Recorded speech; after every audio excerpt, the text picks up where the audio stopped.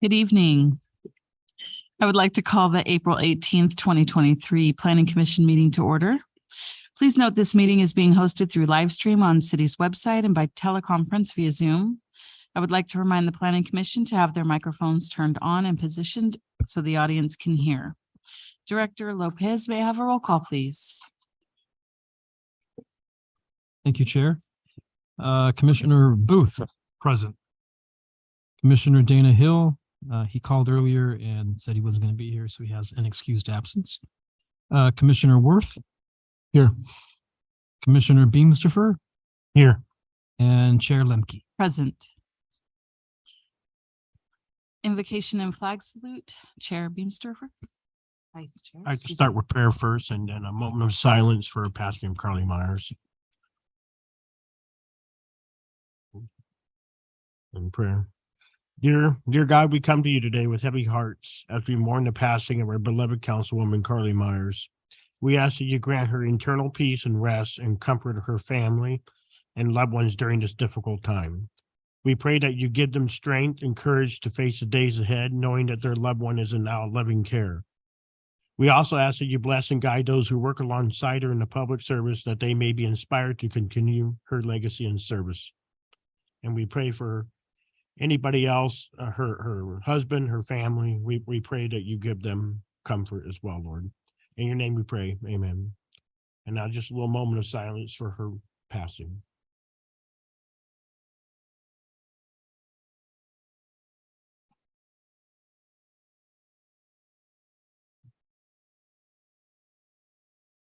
And now flag salutes.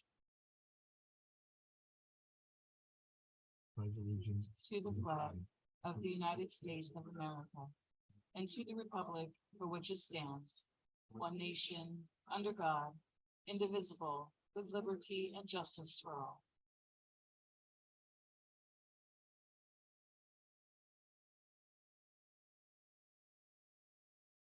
Agenda item 4A is the approval of the minutes for the meeting March 21st, 2023.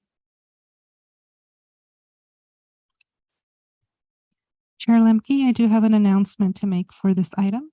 Please. I did provide the commission and staff revised copy of the revised minutes. The minutes as they were uploaded on the agenda had some missing content to item 7A.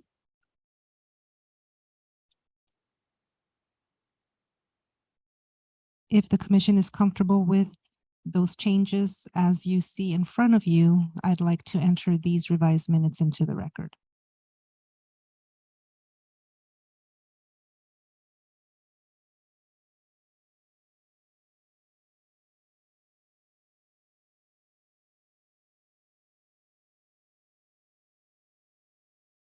Do the commissioners have any questions about the minutes? Was it the adjustments that was added?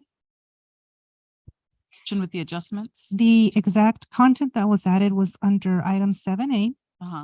The first paragraph, Principal Planner Alanis Flaters, how it starts. Okay. There was content missing at the end of that paragraph. Okay. And on the third paragraph, under the applicant's comments, there was content at the end of that paragraph added as well. Thank you.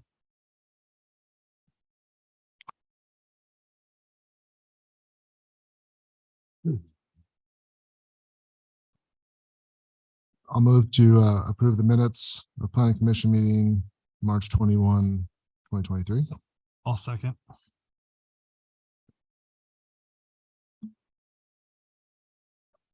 That passes unanimously. Thank you. Agenda item number 5 is a public comment period for items not on the agenda. Are there any members of the public present that would like to comment on an item not on the agenda? And by present, I mean on Zoom, or did you receive an email? Ms. Hernandez. I did not receive any e-comments and I don't show anyone online requesting to speak. Thank you.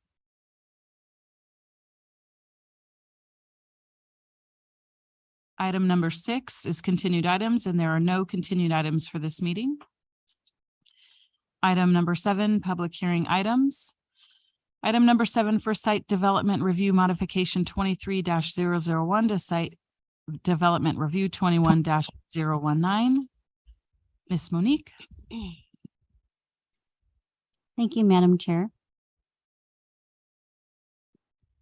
The request before you this evening is a site development review modification for Tres Cerritos West. This came to the Planning Commission last year.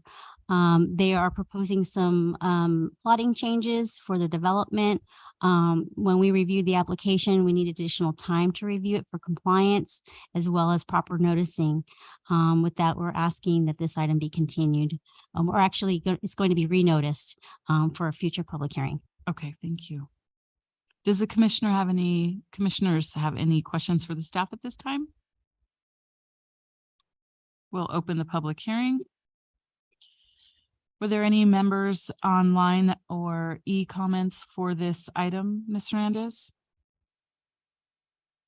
I did not receive any e-comments, and I do show someone requesting to speak online. I'll enable them to speak now. Thank you.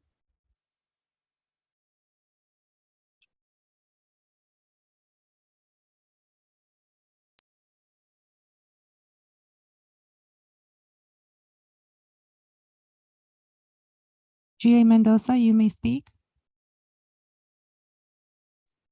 Sorry, I'm not familiar with Zoom. I do everything on Teams. It's Greg Mendoza with DR Horton. Just want to thank staff for their work to get us to this point. But as Monique said, we're asking to continue this to the May 2nd meeting, and we concur with that. That's it. Thank you. Thank you very much. Yes. Any other comments? I don't show any additional comments. All right, with that, we'll close the public hearing. Excuse me.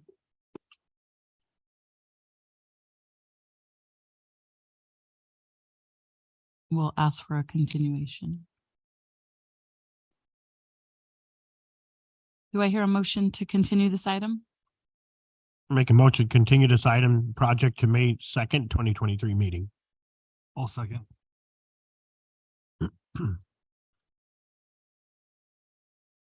This item passes unanimously. Thank you. Item 8A, General Plan Progress Report 2012 to 2022, Principal Planner, Ms. Monique.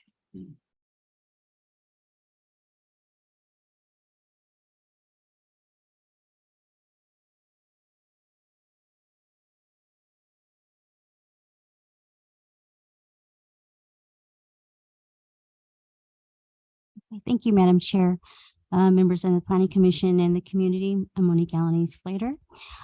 This item for you this evening is the General Plan Progress Report for the City of Hemet for 2021 to 2022. And I'll provide an overview of what this report and why it's required. Every city and county in California is required to have an adopted general plan to guide the long-term development of the community, prepared in accordance with detailed statutory requirements. The Hemet General Plan contains 10 elements or chapters with the goal of providing policy guidance that maintains the community's vision for the future. And these include land use, community design, circulation, community services and infrastructure, public safety, open space and conservation, recreation and trails, historic resources, art and culture, and the housing element. The state law requires that cities submit an annual progress report on the general plan to the City Council and to the Governor's Office of Planning and Research in the Housing and Community Development Department of the State of California. The main purpose of this periodic review of the city's progress is in meeting its general plan's visions, to grant the City Council an opportunity to adjust or modify its policies or approach to ensure that the city meets stated goals. While the city has been submitting housing progress reports annually to HCD, this is going to be also a comprehensive review of the city's progress in meeting the general plan for the period of 2022.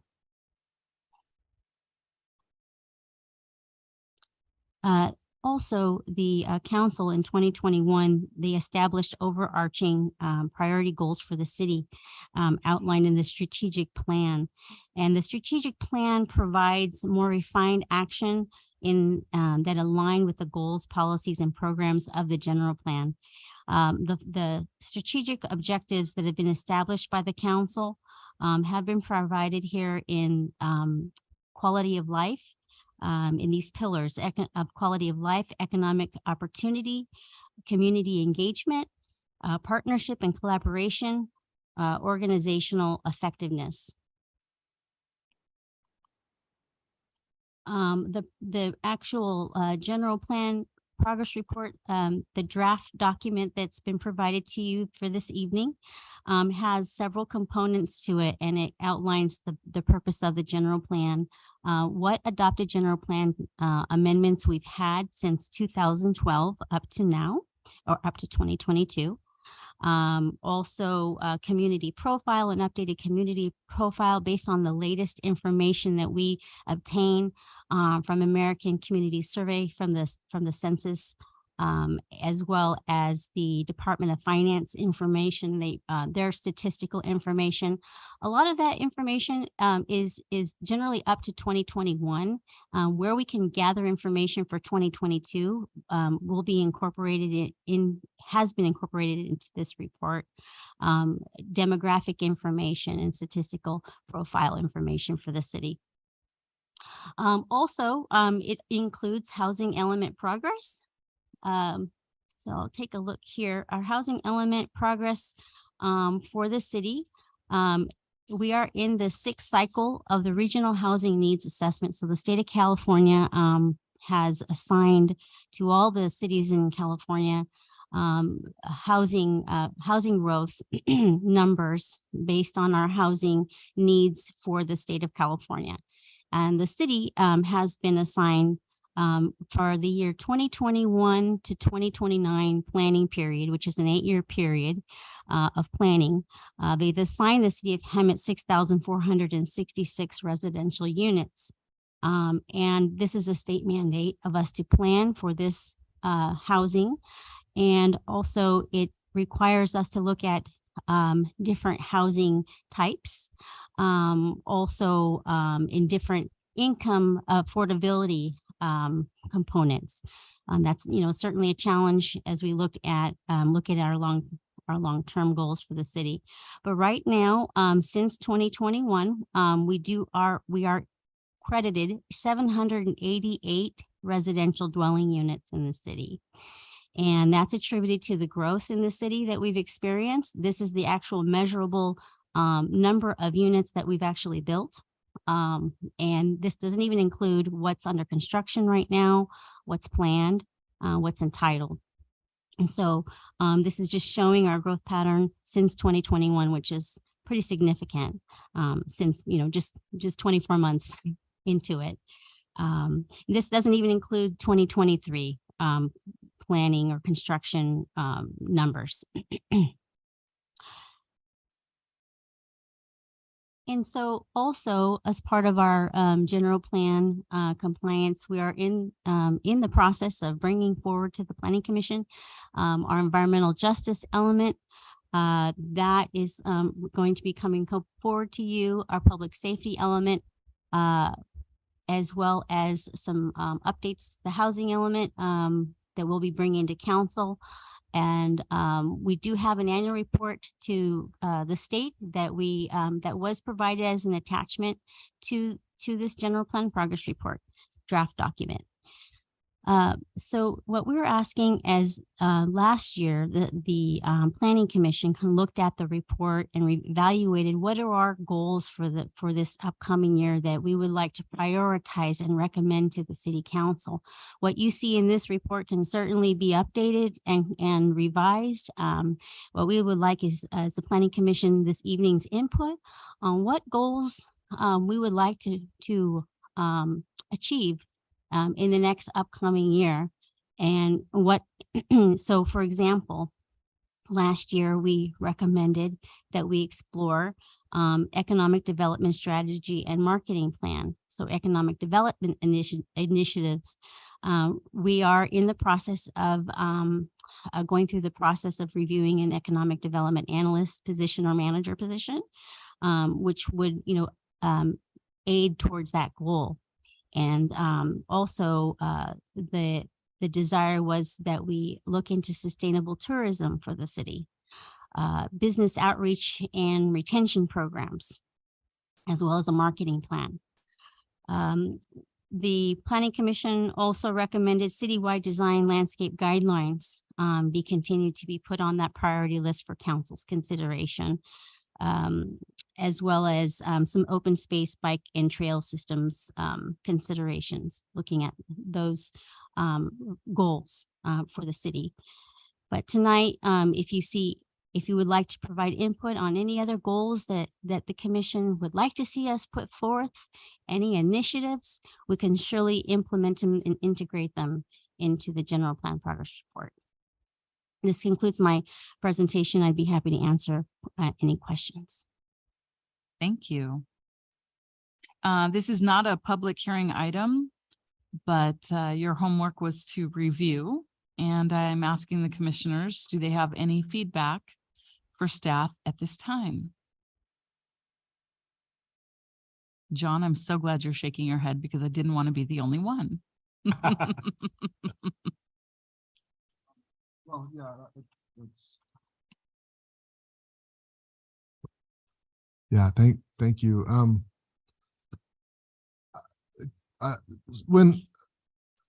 guess I'll start just in the report itself. There's a few tables that don't include 2022 data. Is it because it's not completed yet, or are we still filling it in? No, that is correct.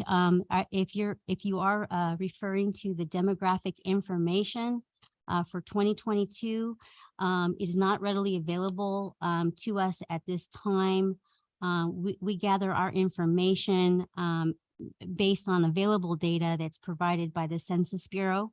For example, our employment characteristics and population, that is only available up to 2021. 2022 will be available next year for 2022. Unless we have other sources of obtaining that data, which could potentially be inaccurate, we use that source as the data presents itself today. So that is why some of the tables do not have 2022 projections. That I'm assuming that the recipients of this report at this state level are aware of that, or is that maybe reference it's interesting because we provided the same format for the past few years now. We have not been challenged on the information available. It's perhaps a receive and file, but as long as it's a document that's reviewed by and recommended by our council to move forward. So this is the most recent information that we have available based on statistical resource. Since it's our document and since it's the city council that is approving it, it might be worth just footnoting the tables that are missing the 2022 data as to why they're missing it, just to document that. But and then in regards to some of the things from last year, the specifically the landscape guidelines, which I oftentimes bring that up here, but and then also the open space trails. So a lot of the status is in process and is there anything specific that has been done on those two items beyond? I mean, it just kind of says it's not. Yes. It's not you. Yeah, no, absolutely. That has been one of our priorities to pursue in community development due to our limited resources and the volume of work we have and the development coming through the city and staff changes. We are working, that is on our top priority. to get in front of the Planning Commission and Council. That will require going through a RFP qualification for consulting firms that have that ability to a landscape architect that can help facilitate that process. But that is on our radar as one of the top items that we have listed to get completed for the next year. Yeah, with a whole lot of rain, it makes it kind of a lower priority, I suppose. But I'll continually put this plug in, but there's to look at outside agencies that are in our sphere, to copy paste where appropriate, so we don't have to reinvent the wheel. We could probably save some effort on that. And then in regards to the open space trails, I know a lot of that stuff historically has been it's on the list, but it's always pending funding.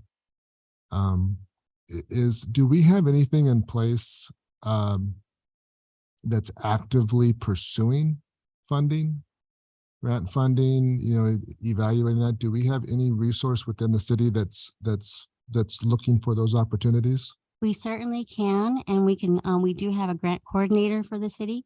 We can certainly put that on their radar as well to help us find and explore grant opportunities for trails, open space plans, looking also potentially for some CIP projects. If that would be the commission's desire to make that recommendation, we can certainly bring that to the forefront to the council, that would be desired. I would think that considering the recent bills coming out of both the federal and state, there's a lot of money being printed to support this stuff. So it would probably behoove us to do what we can to get what we can for our community. And then also, on that note, any further opportunities for partnering with like Metropolitan Water District and others for specifically the Diamond Valley East Recreational area. I know there's been ongoing work groups on that, but the more focus I think we can put on that, there's some opportunities there, and I think we need to continually remind Metropolitan of the commitments that they've made to our city over the last 20 years and try to get them to help fulfill those commitments. And then the only the only other thing that I wanted to just add, and this, first off, I want to thank the city for providing us the opportunity as a commission to go to that training. That was extraordinarily helpful and enlightening. It helped for me personally. It helped me understand some of the frustration that I've had on this commission in regards to our lack of ability to establish local control and where that's coming from at the state level. And one of the takeaways that I got was that it's not going to get any easier whatsoever. It's only going to get worse. So one thing that kind of came up, or kind of I was thinking is, when we put together this general plan, there was a huge outreach to our community to get input on it. It appears to me from this training, and I have a lot to learn on it, but it appears that really the main thing that local jurisdictions have in their toolbox to help control or help manage their growth in their community is objective standards.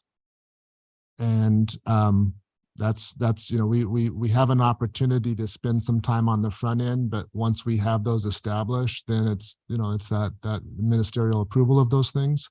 So it seems like that may be something that we may want to take a closer look at on how we can leverage those requirements within the context of soliciting input from our community, and engaging them and understanding kind of what our constraints are, and then what how we can develop those standards with input so that, so everyone's kind of got some skin in the game, if you will.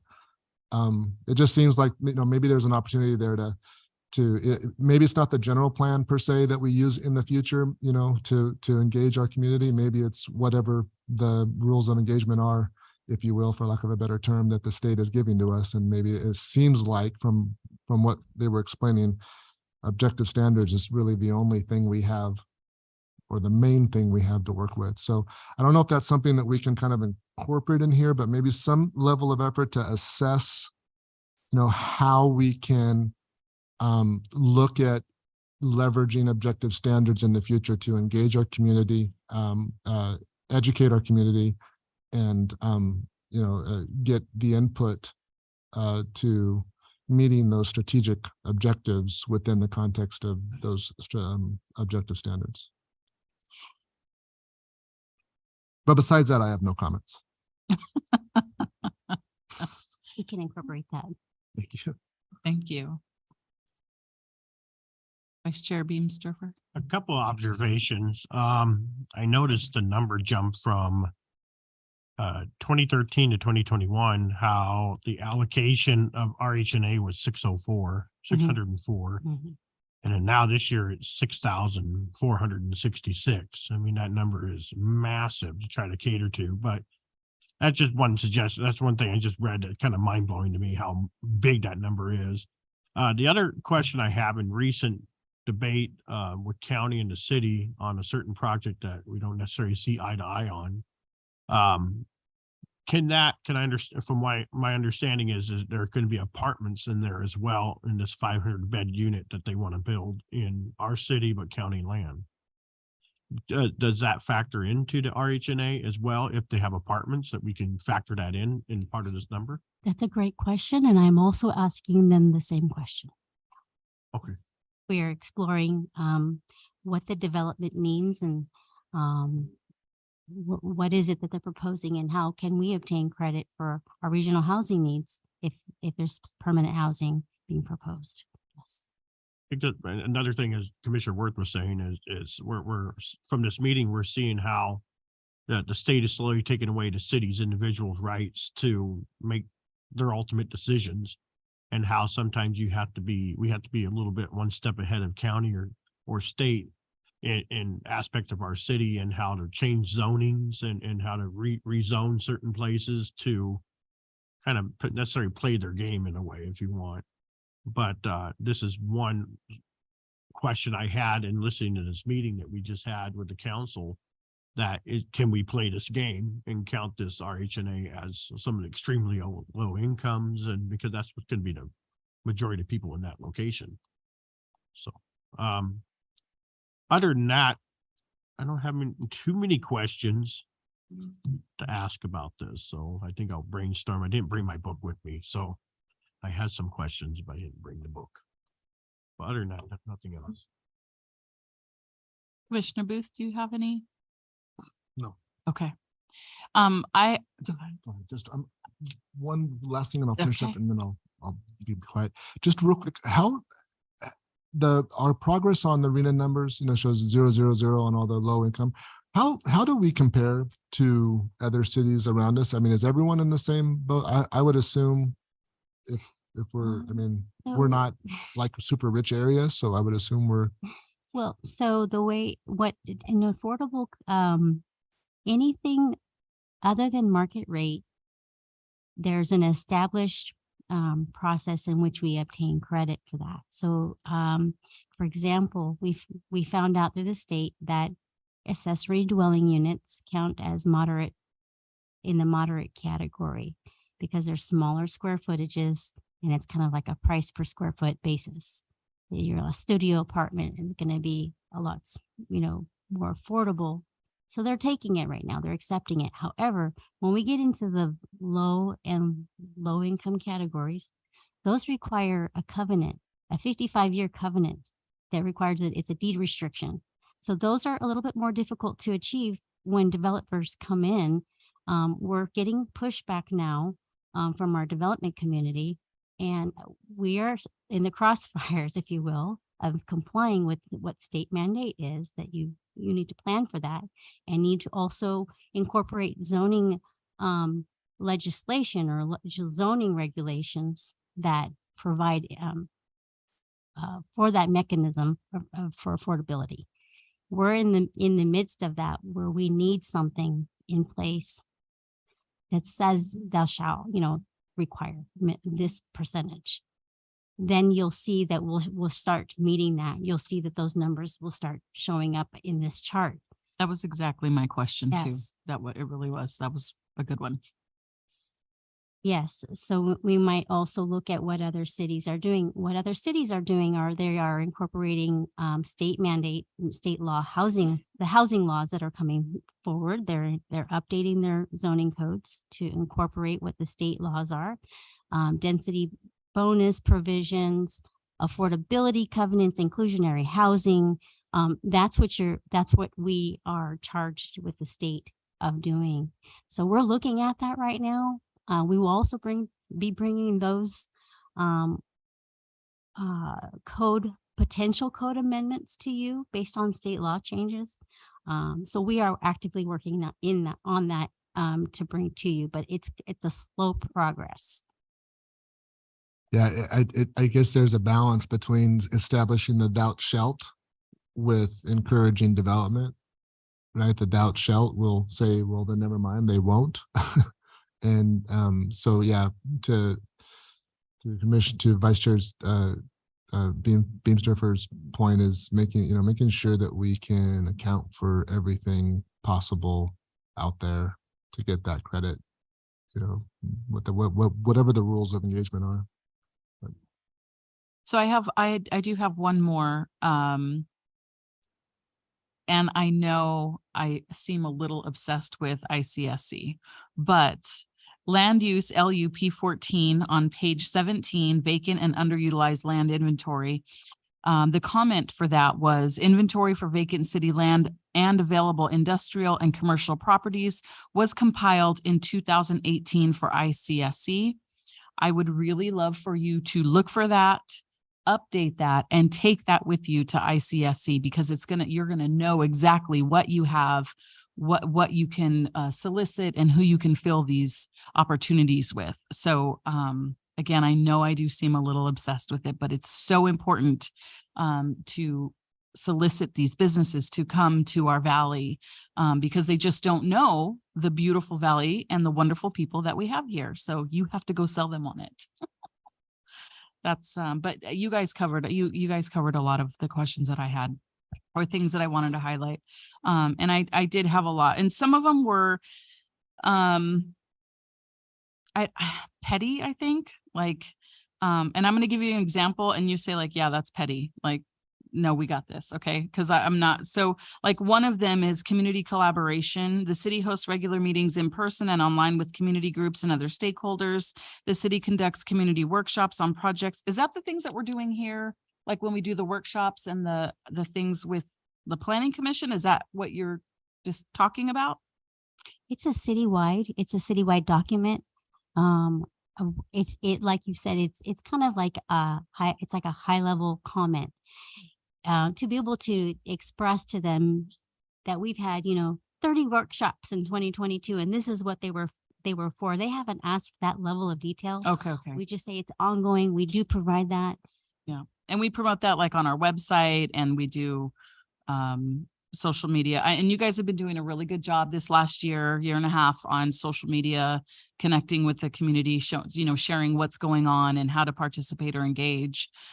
So kudos to you guys on that. But I just, that was my question. Like, how is that? Is that what you're doing to connect with them? That's a good comment. Actually, there's always room for improvement and growth on that. So if it's something that the commission wants to include as part of the recommendations. But you guys have been doing that. So I just didn't know if I was missing something.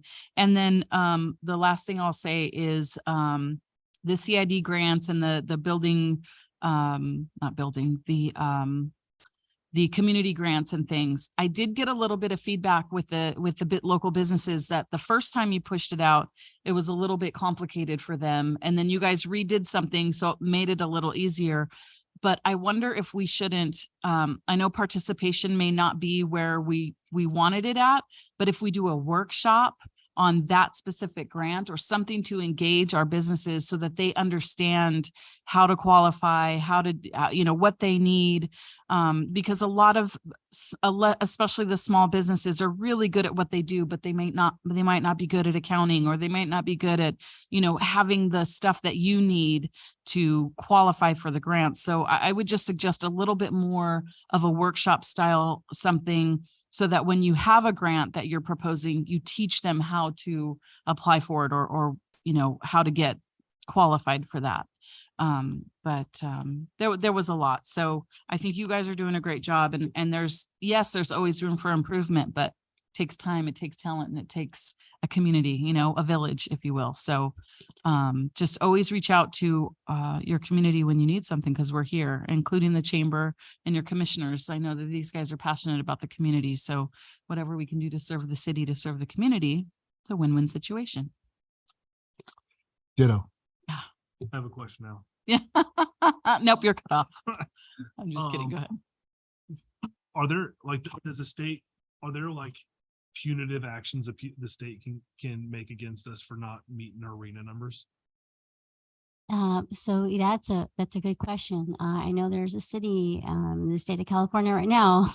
It's in a little bit of a hot water. So, And they have to prove that you might not be able to accomplish, you have to be able to be working towards that number. And you also have to not be blocking people from building or doing what you want to do. So I don't think we're in that boat at all. And also the numbers are very, very fantasized. I'm just gonna say it. It's, so the thing is I think our city is trying to accommodate, to make things happen, but you have to have the developers come in, you have to have the investors come in. And if that's not happening, it's not going to happen. Right. My question was 3-tiered, because it's that was is there punitive actions? Is there any kind of fiscal incentive for developers to be like, hey, that actually looks like a good deal, let's jump on that? So what the developers are looking at, if in terms of residential development, their goal is market rate. That's it. And that's what our challenge is. So we have to toe the line, if you will, to try to work with the development community without crossing the line either with the state. Gotcha. Now, I'll also say too that when we submit these reports to the Office of Planning and Research of the state of California, it shows that we are making an effort to let them know and being transparent with them. It's when we don't provide these reports and don't let them know what we're doing. Gotcha. When you get in hot water. Yeah. So then my third question is, with the provisions, we went to a SLA seminar when we were there, the Surplus Land Act, and they made several provisions for nonprofits and smaller businesses to accommodate spaces. I think, and I think it was, what was the word? Where we have our discretion. Ministerial approval. There was ministerial approval, attached to this new provision at SLA, where churches could literally build. Blake, can you move closer to the? Oh, sorry. Sorry. Wow. There we Thank go. you. We went to SLA conference, and they were talking about several provisions the state of California has handed down, where nonprofits and other kind of businesses, or that the city had buildings that were open that weren't being used, basically could even if they didn't meet the normal requirements for an apartment building or residential, or they didn't have enough parking, they were going to grant ministerial approval so that those places could be converted over and to function as I don't think it was low to moderate. I think it was just low income housing. So, and I was just wondering, and I'd have to go through all my notes again to see, but I feel like there's a lot of spaces that could meet that requirement here in the city without us having to do new development to meet RENA numbers but we could, we could accommodate the arena numbers with pre-existing buildings or unused churches right now. Am I Yeah, correct in yeah. that assessment or no? Yeah, no, you are. And I've heard of that legislation where, even if the zoning is commercial, we could potentially allow for conversion of underutilized space for affordable residential purposes. It's now to see who is the type of a developer. There are specific developers that actually do that type of development. Like, there's one corporation, Jamboree. They're not a nonprofit, but they specifically develop affordable housing. There's other organizations that we may reach out to see if they're their interest in working with the city. If that's something that the city wishes for to explore. I think it'd be an interesting accommodation because I'm not a huge arena guy, but it'd be a way for us to maybe bump those numbers up and start utilizing some of the spaces that are not being actively utilized in our city at the present. That's it. That's all I had. Sorry. Yeah, but on that point, so the ministerial approval is, basically no public hearing. If they meet certain criteria, it gets approved. And so, if that's something that we want to pursue, then it's all the more point of the importance of establishing those objective standards very clear, so that a developer comes in and Right. they're going to get approved if they meet our standards. Right. And so we better have good standards, Oh, so that whatever they 100%. do is in line with what our community wants. Totally, without a doubt. We don't want to build a dump. No doubt. Thank you.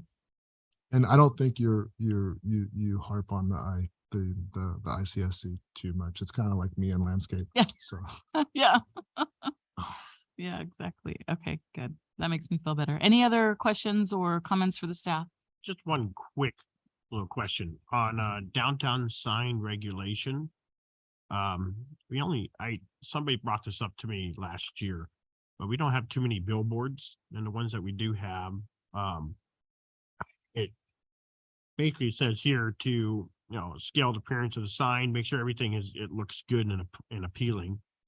If somebody wanted to let's say redo that billboard sign, is that just administrative approval for them to go in there and see if they can update one of the billboard signs? So billboard signs are actually a prohibited sign type in the city and many communities. You will see them, but they are non-conforming. So if somebody wanted to update what's existing, and it's functional, they can change the text or the advertisement that's on the existing non-conforming. But if they want to expand it, they want to beef it up a little bit, that would be prohibited because it is a prohibited sign in the city. For example, this one here just wants to put light on it and put the other side to it. So it's only a one-sided billboard. So it's an absolute no. Well, yeah. Correct.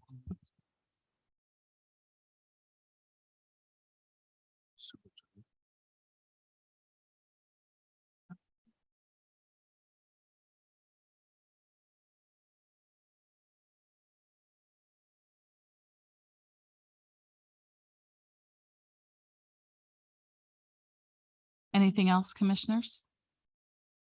Okay. Item number 9A, city attorney reports. City Attorney Leila. Nothing to report. Item number 9B, community development reports, Director Lopez. Something very quick. Council meeting on April 11th, and some of the things that kind of stood out to me was the council did adopt Autism Awareness Month proclamation, so that was positive, and also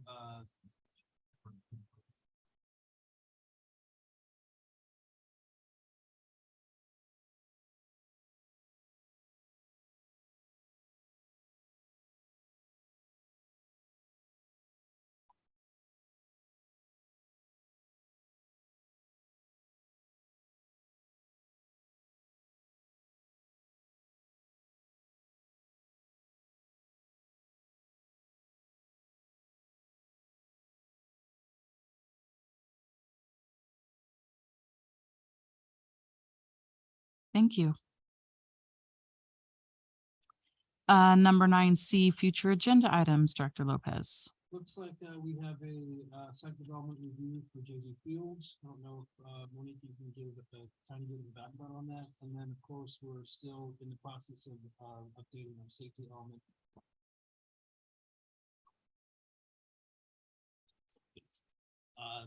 2 weeks ago, and we did receive a new updated HCD comments from our draft that we submitted, and we still have a lot of work to do. And so we're going to take an item to the council to extend.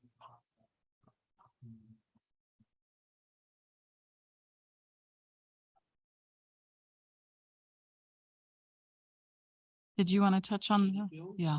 Yes, so that's a development that's will be coming forward to the commission either in May or June.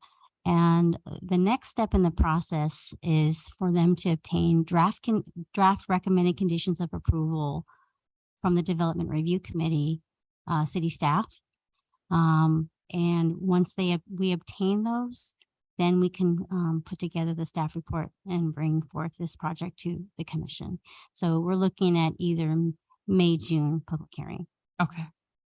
Thank you. Is JD Fields anything unique? Or is it just standard? It is going to be one of our first industrial developments in quite some time. Oh, gotcha. Thank you. Thank you. Item 9D, Planning Commissioner reports. Director Lopez. I don't have any at this time. You ask us for our report. I threw that twice. She said, announce names below. And I'm just teasing. I'm sorry. Nothing to report. Commissioner Hill. Is absent. Oh, he's absent. Okay, and Commissioner Ward.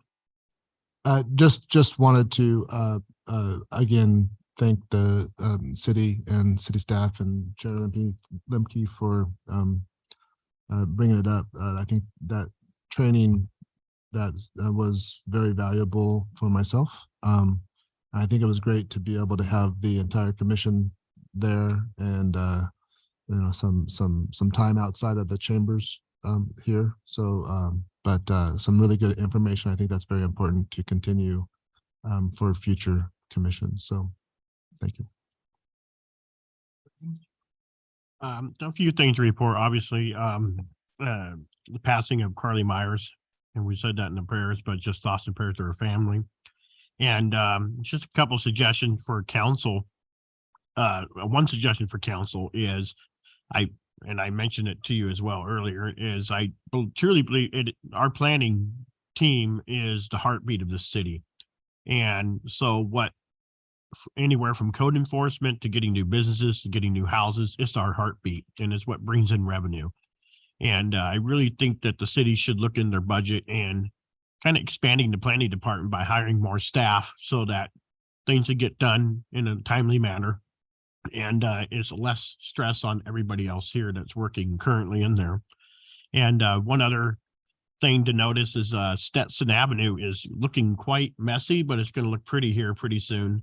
And there's one little stretch that keeps falling apart, and that's from Buena Vista to Santa Fe. And that's the only part that I don't see that they're really tearing up. I don't know if that is going to be torn up. Because that part's county. And so I don't know if the city of Hemet has had any intentions on fixing that little stretch right there, since the rest of it's all going to be nicely paved and brand new. Other than that, nothing else to report. Definitely follow. Yeah, they keep patching holes and the holes come up again. And Buena Vista and Santa Fe. Mhm. yeah, it's literally just a block.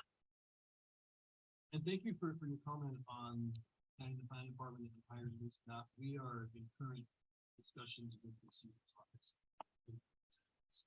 Right. In the next couple of weeks, we'll get the green light from our finance department to see how many flags. Good. So. That's next. Yeah, really good. Sure. I too want to thank the city for sending us to the planning conference. I think it was really important that we went, and every new commissioner should get a chance to go to that. I think if we can't all go, I think one or two of us should rotate that, because I'm sure there's new updates and things that they can share that, you know, we can bring to the team.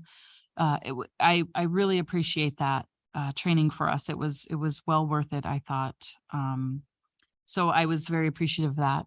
I too want to give my condolences to the city and to Roger and the family for losing Carly. She was an amazing leader in this valley, probably one of the most hands-on council people we've ever met. I mean, literally walking on Florida or bringing people to meetings. Like she really will be missed by the entire city and the valley. So she will be missed. I also I had something else and I lost it because I thought of Carly, but ICSC is coming up and I really want you guys to be ready for that. So I call Tara, call Rob, see what they can do to help you prepare for this year. Because like Vice Chair said, bringing new business is the heartbeat of this city for revenue and opportunity, jobs and amenities. And we have a lot of potential in this beautiful valley. So I thank you all for working so hard. I really do hope you get the help that you need. Monique, I've always been so impressed by you, and I hope that you get what you need to be successful. And if there's anything we can do, phone calls, emails, you know, we got your back. We thank you, Director Lopez, for what you're doing now. And I had something else, but I lost it. So anyway, thank you all. And does anybody have any last minute things? No? If there is nothing more, we will be adjourned until meeting of May 2nd, 2023 at 6 p.m.